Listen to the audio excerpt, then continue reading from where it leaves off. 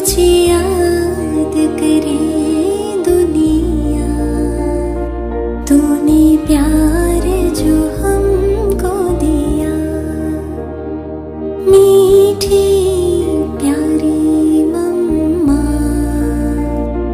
ममता मई जगदम्बा। इसीलिए कहते अभी मेरे से रिलेशन रखो। अभी रिलेशन रखने में कोई देरी है?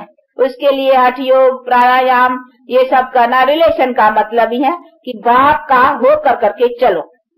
तो फिर बाप देखो एक बार प्योर है ना, तो हमें प्योर होके चलना चाहिए ना। तो बाप क्या है, बाप की क्वालिफिकेशंस कौन सी है, तो बच्चे की क्वालिफिकेशंस कौन सी होनी चाहिए।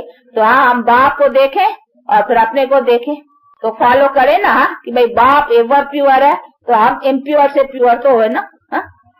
तो हमको भी ऐसा ही बाप के समान अथवा बाप से जो कुछ बल मिलता है उसी को धारण करने का है। तो ये सभी चीजें हैं जो बुद्धि में रख कर करके और अपनी धारणा को आगे बढ़ाना है। अब इसमें क्या डिफिकल्टी है? कुछ भी नहीं। बाप क्या मेहनत देगा कि बच्चे हठ योग करो, आसन लगाओ, कमर सीधी करके बैठो, ये करो वो करो। हाँ, बाप क्या डिफिकल्टी देगा?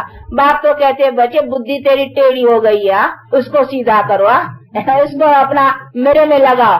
ये बुद्धि तेरी टेढ़ी हो गई है, किधर हो गई है? माया की तरफ चली गई है, अर्थात 5 विकारों की तरफ तेरी चली गई है। अभी उधर से बुद्धि को निकाल करके, वो गीता में भी कहा नहीं, देह के सर्व संबंधों से बुद्धि हटा कर करके ये विकारी जो भी कुछ देह है और विकारी देह का संबंध है, इन सब से बुद्धि हटा कर करके अभी मेरे से लगाओ। तो खाली बुद्धि को हटाओ ना, कहा नहीं मन मना भव है। तो मन मना भव का अर्थ क्या कि मन को मेरे में लगाओ।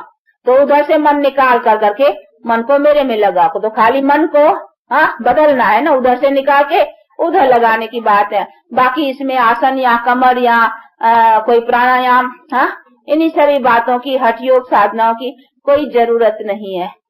तो इसीलिए बाप कहते हैं कि मेरा योग जो जिसी योग बल से मैंने तुमको इतना उच्च बनाया और ये तुम्हारे दुख दर्द नाश किए, वो देखो कितना सहज है।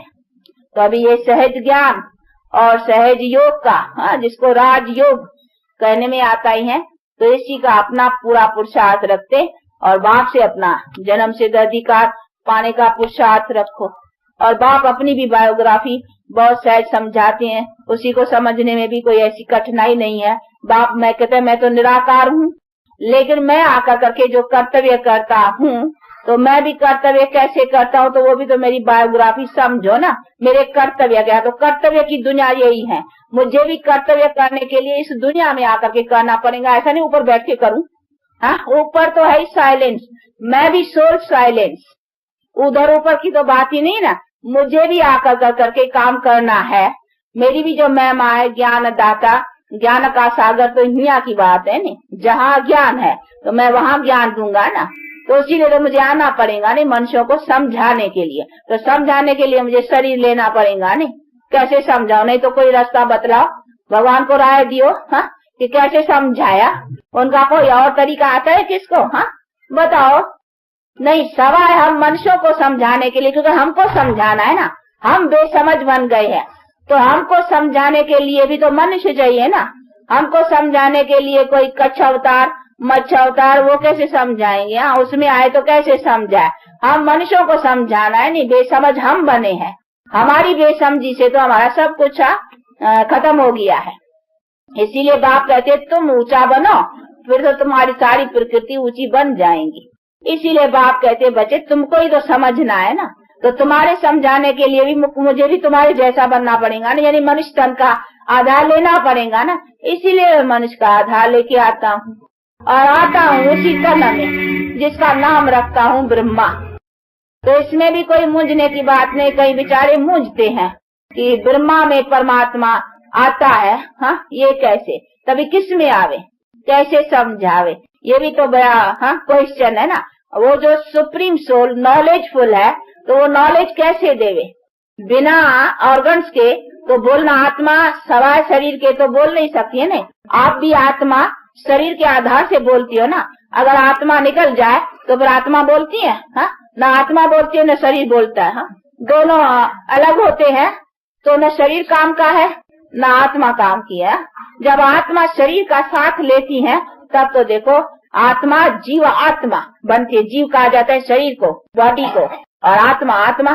तो जब ये जीव आत्मा यानी दो जीव और आत्मा, शरीर और आत्मा मिलते हैं तभी देखो आप बोलते हो, चलते हो, सब कुछ करते हो।